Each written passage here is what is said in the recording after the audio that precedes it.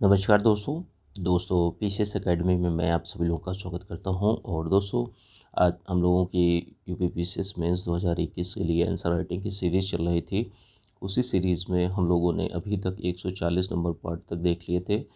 हम लोग आज की डेट में 141 नंबर पार्ट को देखेंगे। प्रत्येक पार्ट में हम लोग 2 प्रश्नों को देखते हैं। पहला जो होता है प्रश्न स्टैटिक जीएस का क्वेश्चन होता है, और दूसरा जो होता है वो आपका करंट अफेयर का होता है। ठीक है, थोड़ा सा तबीयत नहीं ठीक है दोस्तों, तो आवाज़ थोड़ा सा ऐसी लग रही होगी। ठीक है, बाकी आपको बेहतर वीडियो मिलेगा। आज की डेट में दोस्तों जो प्रश्न है जीएस पेपर सेकंड का प्रश्न है, और प्रश्न संख्या 281 है। 200 शब्दों में इस प्रश्न को आप लोगों को लिखना है। जो लोग भी वीडियो देख रहे हैं दोस्तों, आप लोग आज से ही डेली आंसर राइटिंग जरूर करिए, और जो भी प्रश्न आप लोगों को दिए जाते हैं उनको बेहतर ढंग से आप लोग करने का प्रयास करिए, लिखने का प्रयास करिए, और डेली एटलीस्ट आप 2 प्रश्नों को ज़रूर लिखिए। ठीक है, और इसके पीडीएफ जो है वो आप लोगों को टेलीग्राम के ग्रुप में मिल जाएगी। जो पेड ग्रुप चल रहा है यूपीपीसीएस मेंस 2021 का, तो उसमें आप लोगों को मिल जाएगी। आइए जो प्रश्न है प्रश्न को देखते हैं। प्रश्न क्या है? अ, इस प्रश्न को लिखने से पहले कुछ सावधानियां होती हैं कि जैसे जो ग्रामर की गलतियां हैं वो आपसे नहीं होनी चाहिए। जो इंट्रोडक्शन पार्ट है, बॉडी पार्ट है, कंक्लूजन पार्ट है, तो तीनों में एक एक कोटेशन, कविता, श्लोक, मूवी के गीत, बोल, इन सारी चीज़ों को ऐड करिए, और अच्छे से जो प्रश्न दिया जा रहा है उसको बेहतर ढंग से लिखने का प्रयास करिए। कुछ जैसे जो आप लिखते हैं उत्तर, तो उसमें आप कुछ डेटा, डायग्राम, फ्लो चार्ट, ये सारी चीज़ों का भी आपको उपयोग करना है, जिससे आपके उत्तर का प्रस्तुतिकरण अच्छा हो जाता है। इसके साथ में कुछ चीज़ें और भी हैं कि जैसे जो अच्छे शब्द होते हैं, जो अच्छी लाइनें होती हैं, तो उनको अंडरलाइन भी करने का प्रयास करिए। आइए प्रश्न को देखते हैं। जल प्रतिबलित क्षेत्रों में, यानी जहाँ पर जो जल कम पाया जाता है, तो प्रतिबलित क्षेत्रों में कृषि उत्पादन में वृद्धि करने में राष्ट्रीय जल विभाजक परियोजना के प्रभाव को सविस्तार रूप से वर्णन करना है, स्पष्ट करना था। तो सविस्तार रूप से इन चीज़ों के बारे में आप लोगों को बताना है। सबसे पहले देखते हैं स्थिति कैसी है भारत की। अगर भारत की स्थिति हम लोग देखते हैं, तो यहाँ पर भारतीय स्थिति ऐसी है कि यहाँ की भौगोलिक संरचना जो है, प्राकृतिक अवसंरचना है, उसमें विभिन्नता है। जैसे अलग अलग राज्यों में कहीं पर बाढ़ आती है, कहीं पर सूखा होता है, कहीं पर मरुस्थलीकरण है। तो ये ऐसी चीज़ें, प्रक्रियाएं चलती रहती हैं। जैसे आप अगर बिहार में देखेंगे तो बिहार में हमेशा फ्लड आती है, बाढ़ आती है। उत्तराखंड में देखेंगे, और यहीं पर राजस्थान देखेंगे तो राजस्थान में सूखे जैसी स्थितियां बनती हैं। तो जो हमारे यहाँ की जो प्राकृतिक अवसंरचना है उसमें बहुत विभिन्नता पाई जाती है। कहीं सूखा पड़ता है, कहीं बाढ़ पड़ती है। जल की मात्रा जो है हमारे यहाँ मानसून के ऊपर निर्भरता है, तो कभी जल की मात्रा जो है वो ज़्यादा हो जाती है, कभी कम हो जाती है, समान रूप से नहीं रहती है। तो जल की मात्रा का जो असमान वितरण है वो भी हमारे यहाँ कृषि क्षेत्र के कृषि उत्पादन को प्रभावित करता है जाकर, और यह कृषि को तो प्रभावित करता ही करता है, इसके साथ में पर्यावरण पर भी गंभीर प्रभाव डालता है। तो ये चीज़ें होती हैं। अब इन चीज़ों के बारे में, जो हमारे भारत की स्थिति है वो उसके बारे में आप लोगों ने जाना। अगली चीज़ क्या है कि जैसे जल विभाजक परियोजना जो है, जैसे जल का जो बंटवारा जो है, ठीक है, जहाँ पर जल नहीं है वहाँ पर किया जाता है। ठीक है, तो इसी के लिए जल विभाजक परियोजना लाई गई थी। ठीक है, कि जल का जहाँ पर मरुस्थलीकरण है या जहाँ पर कम वर्षा है, वहाँ पर जो जल है उसका वितरित कर सकें।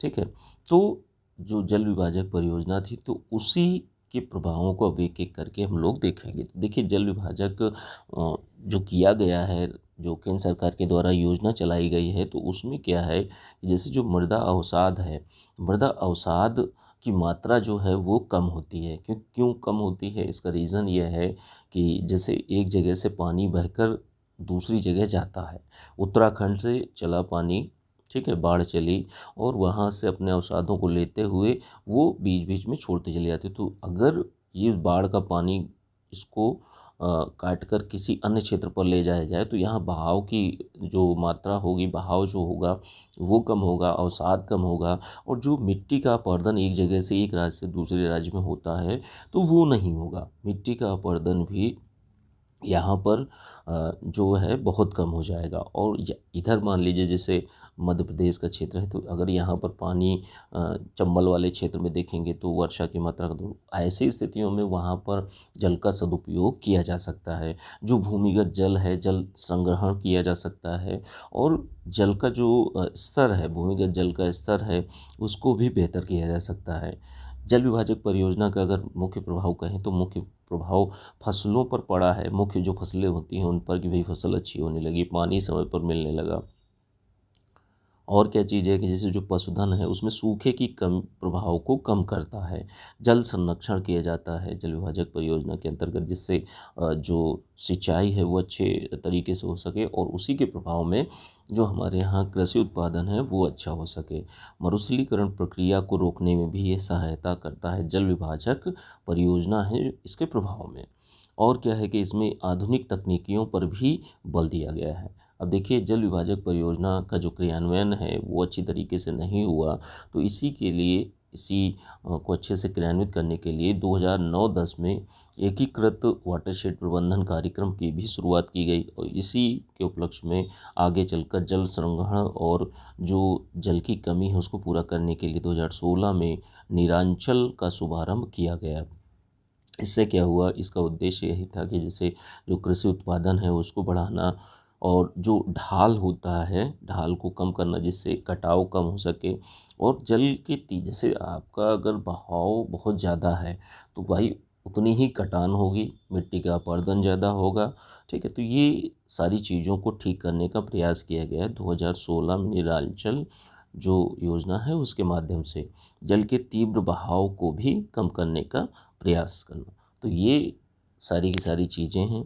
मानसून बदलाव, जो मानसून बदलाव है उसके ऊपर जो प्रभाव पड़ता है हमारी कृषि के ऊपर, हमारे यहाँ पारिस्थितिक पर्यावरण पर, तो उसको कम करने के लिए यह जो जल विभाजक परियोजना है उसने महत्वपूर्ण योगदान दिया है, और अन्य योजनाएं भी इसी के साथ चलाई जा रही हैं। तो अच्छे से चीज़ों को आप लोग बेहतर ढंग से लिखने का प्रयास करिए। 200 शब्द सीमा में आप लोगों को लिखना था, 200 शब्दों में इस प्रश्न को लिखना था। अच्छे से चीज़ों को लिखिए और इस प्रश्न को बेहतर ढंग से लिखिए।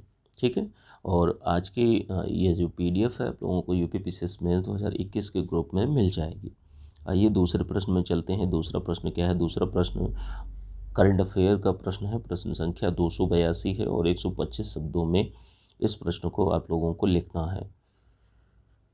सॉरी, इस प्रश्न को लिखने से पहले कुछ वही सावधानियां कि जैसे जो ग्रामर की गलतियां होती हैं वो आपसे नहीं होनी चाहिए।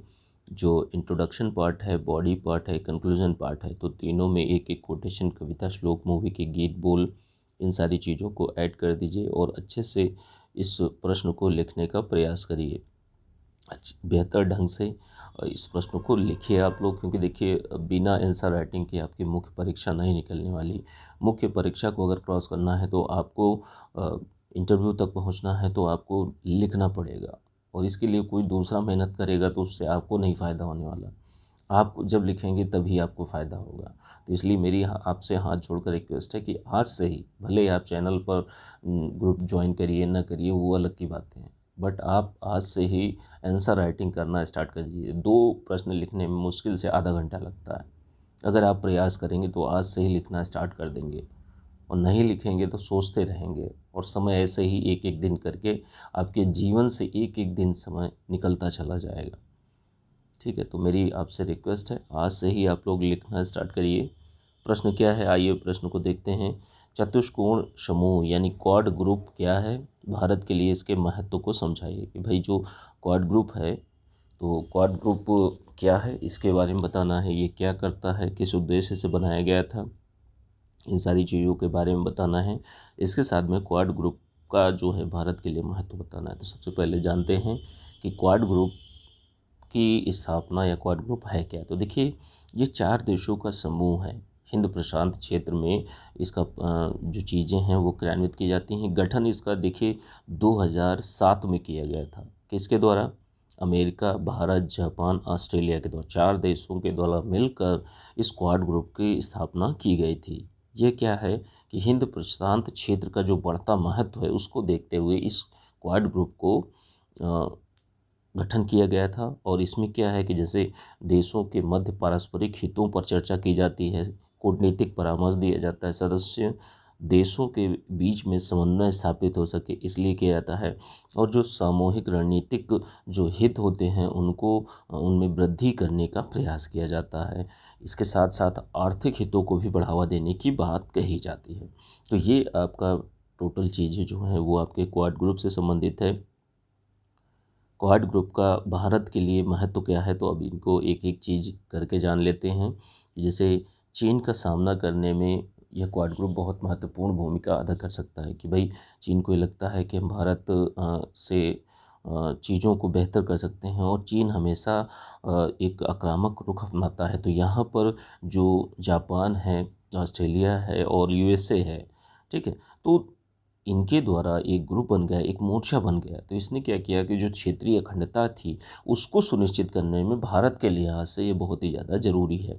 एक संयुक्त मोर्चे की व्यवस्था करता है, 4 महत्वपूर्ण देशों के ये व्यवस्था करता है, एक मोर्चा बनाता है और एक साथ मिलकर आगे बढ़ने की बात करता है।